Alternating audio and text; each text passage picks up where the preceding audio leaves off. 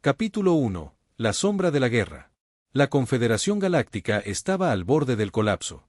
Durante siglos, había servido como un frágil equilibrio de poder entre innumerables especies, cada una con su propia historia, su cultura y su visión del universo. Pero había una raza que se destacaba entre todas, los Kraivas. Los Kraivas eran depredadores por naturaleza. Su historia estaba marcada por guerras interminables, y su cultura veneraba la conquista como el propósito supremo de su existencia. Eran la especie más agresiva y destructiva de la Confederación, y cada tratado o pacto que firmaban no era más que una pausa estratégica antes de su próxima masacre. La humanidad había sido aceptada en la Confederación apenas un siglo atrás.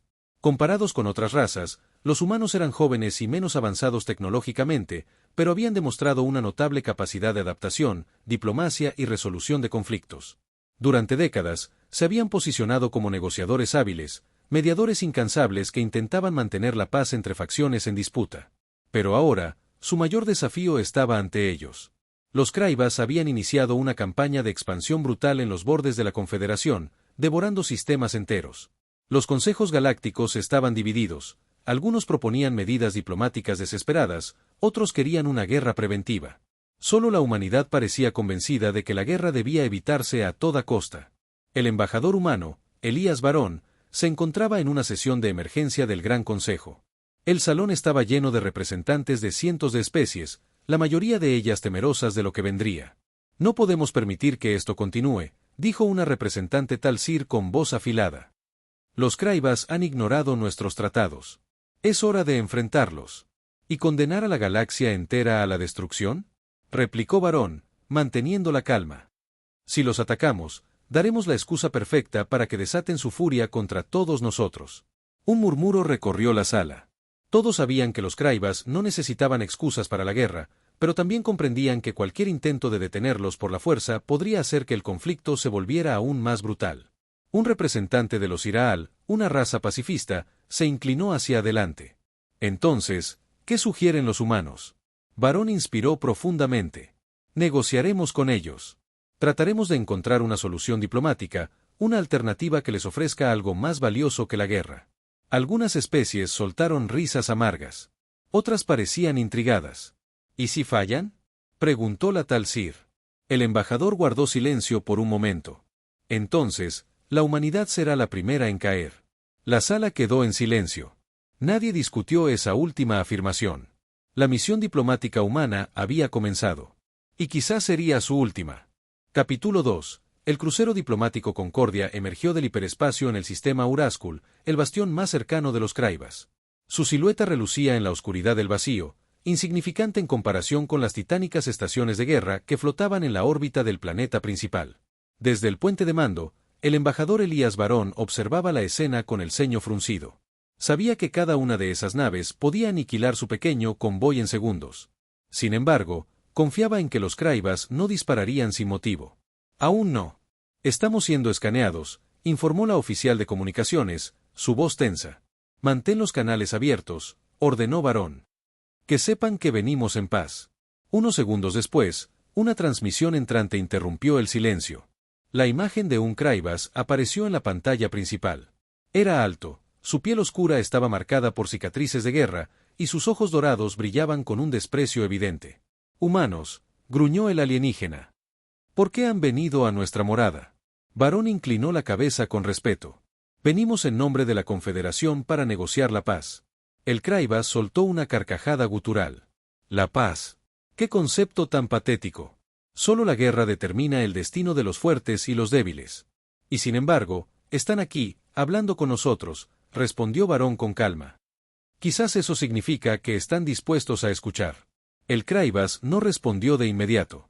En lugar de eso, un brillo depredador cruzó su mirada. Traigan su nave insignificante a nuestra capital. Su destino será decidido allí. La transmisión se cortó. El primer oficial se giró hacia Barón con preocupación. Podría ser una trampa. Barón suspiró. Sí, pero si no vamos, nunca sabremos si la paz era posible. La Concordia puso rumbo a la capital Kraivas. La humanidad había dado su primer paso dentro de la boca del lobo. Capítulo 3. En la guarida del enemigo. La Concordia descendió lentamente sobre la superficie de Karset-HOL, la capital de los Kraivas.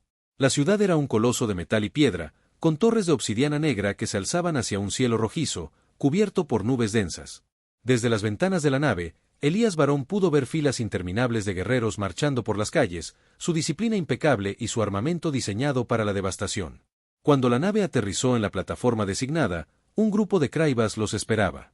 Eran más altos que cualquier humano, con armaduras pesadas y rostros marcados por la guerra.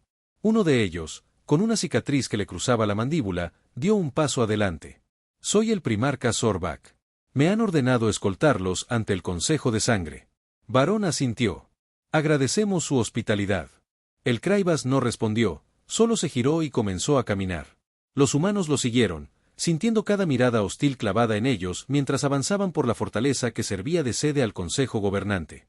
Tras cruzar un enorme umbral, entraron a un gran salón donde los líderes Kraivas aguardaban.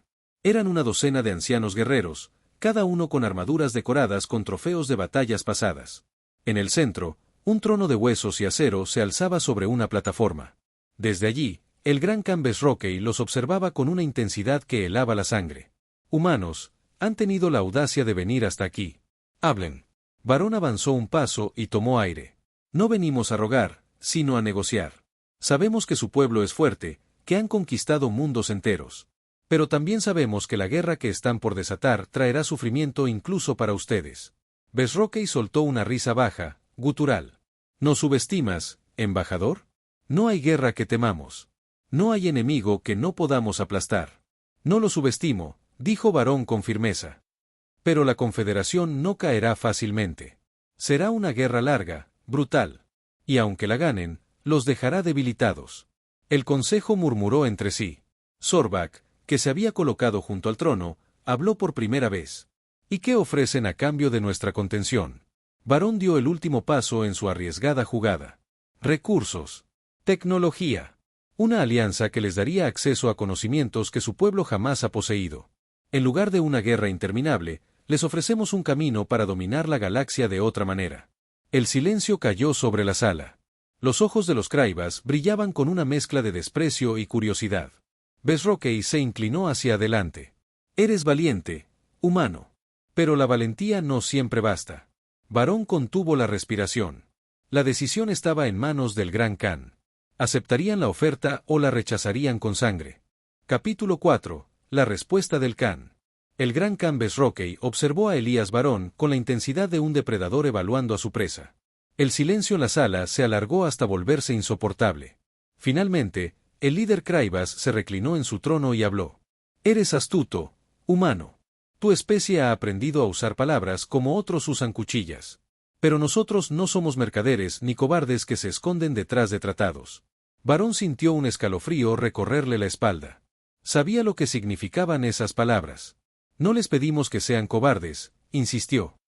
«Les ofrecemos un camino alternativo, uno en el que su pueblo prospere sin necesidad de guerra constante».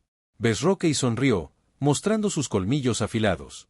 «La guerra no es una necesidad. Es nuestro derecho». Los otros Kraivas rugieron en aprobación. Barón supo en ese instante que la negociación estaba condenada. El primarca Zorbak dio un paso adelante. «Regresen a su nave, embajador. Llévenle un mensaje a su confederación. Hemos tolerado su debilidad por demasiado tiempo. La guerra es inevitable». Barón apretó los puños, conteniendo la frustración.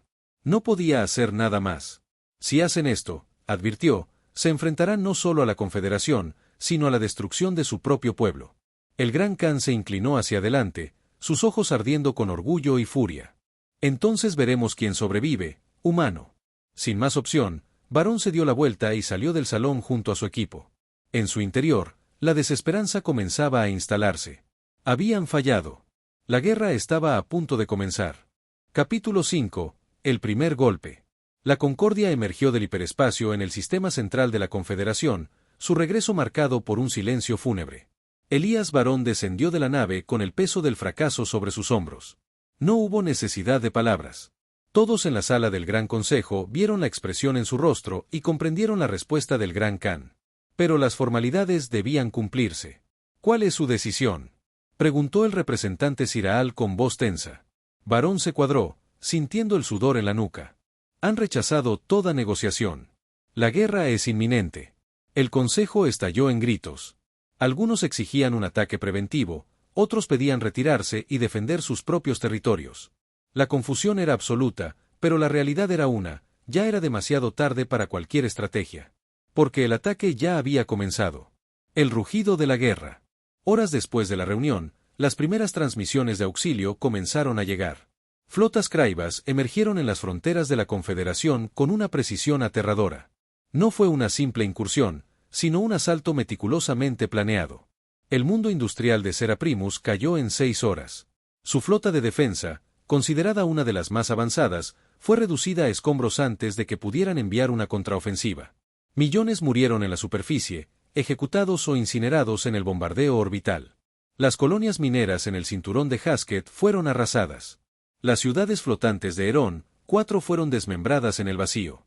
Los Kraivas no conquistaban. Exterminaban. La respuesta confederada. En el centro de mando de la flota aliada, la almirante Helena Damaris observaba los informes con el ceño fruncido. «No estamos preparados para esto», susurró su primer oficial. Damaris tomó aire. «No tenemos opción. Reúnan todas las flotas disponibles. La Tierra y los sistemas centrales serán su próximo objetivo». El Consejo de Guerra Confederado comenzó a movilizar todas sus fuerzas, pero incluso con su poder combinado, sabían que estaban en desventaja. Los Kraivas eran más, estaban mejor entrenados y, sobre todo, no temían el sacrificio total. El golpe final. Cuando Varón escuchó la siguiente noticia, sintió que el aire le abandonaba los pulmones. Se dirigen a Terra. La Tierra. El corazón de la humanidad. Los Kraivas habían decidido atacar directamente la cuna de los humanos. No una invasión gradual, no un bloqueo. Iban a destruirla. La batalla final estaba por comenzar. Y la humanidad estaba a punto de enfrentarse a su extinción. Capítulo 6. La última resistencia. La flota Kraivas emergió del hiperespacio como un enjambre de sombras, envolviendo el sistema solar en una red de destrucción. Sus naves, colosales y letales, avanzaban con una precisión aterradora. No había advertencias ni ultimátums. Solo la certeza de la aniquilación. La humanidad y sus aliados habían reunido todas sus fuerzas restantes para la defensa de la Tierra. Miles de naves, desde pequeñas fragatas hasta enormes acorazados, flotaban en formación sobre el planeta azul, listas para una batalla que sabían que probablemente perderían. En el puente de la Concordia, ahora convertida en nave de mando de la flota terrestre, Elías Varón observaba las lecturas tácticas con el corazón martillándole el pecho. «Nos superan 5-1», informó la almirante Helena Damaris, su rostro endurecido. «Pero no retrocederemos». Varón asintió. Sabía que las palabras ya no tenían peso. Solo quedaban los hechos. El choque de titanes. Cuando las primeras oleadas de cazas Kraivas atravesaron la línea de defensa, la batalla se desató en todo su horror. Los cielos se encendieron con fuego y plasma mientras las naves humanas intentaban resistir el imparable avance enemigo. Las estaciones orbitales de defensa descargaron toda su artillería, derribando cruceros enemigos en explosiones colosales. Pero por cada nave Kraivas que caía, 3 más tomaban su lugar. Los acorazados humanos resistieron con ferocidad, destruyendo titanes de guerra con sus potentes cañones, pero los Kraivas abordaban las naves a la fuerza, masacrando a sus tripulaciones en brutales combates cuerpo a cuerpo. En la superficie de la Tierra, millones observaban el combate desde sus pantallas, sabiendo que si la flota caía, no habría esperanza. El sacrificio final. Las horas pasaron, y la flota humana comenzó a desmoronarse. Varón vio cómo la Centauris, el orgullo de la Armada Confederada, explotaba en 1000 pedazos. La daga de Orión, última nave de los Iraal, fue partida en 2 por un disparo enemigo. La Concordia quedó al frente de la batalla, con los sistemas fallando y el casco desgarrado. «Hemos perdido», susurró Varón. Damaris, herida y con la sangre corriéndole por la frente, se giró hacia él. «No. Aún no». Entonces activó la última orden. Código Omega. Que la Tierra no caiga sin llevarse al infierno a sus asesinos. Desde la superficie, las superarmas planetarias se activaron. Gigantescos cañones orbitales dispararon sus últimas cargas, arrasando flotas enteras. Naves en llamas caían como meteoritos sobre la atmósfera. Pero no fue suficiente. Los Kraivas, aunque debilitados, seguían avanzando. Cuando la última nave humana estalló en llamas, la Tierra quedó indefensa. El final de la humanidad. Los Kraivas no tomaron prisioneros. No ocuparon el planeta. Lo destruyeron. Desde la órbita, descargaron su arsenal en un bombardeo sin tregua. Océanos hirvieron, continentes se partieron, y la civilización humana dejó de existir en cuestión de horas. El último mensaje de Elías Barón fue transmitido a las pocas colonias lejanas que lograron escapar. No nos recordarán por nuestras naves o nuestras armas. Nos recordarán por haber intentado detener lo inevitable. Y por haber peleado hasta el final. Cuando los Kraivas abandonaron el sistema solar, la Tierra ya no existía. La guerra había terminado. Y la humanidad había perdido.